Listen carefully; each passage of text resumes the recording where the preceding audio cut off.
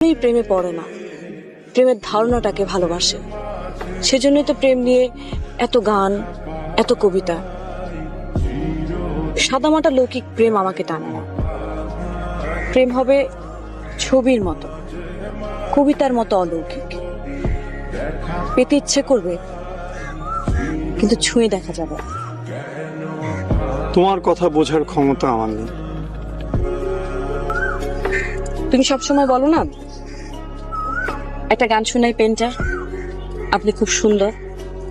কথাগুলো খুব সাধারণ, কিন্তু আমার ভালো লাগে।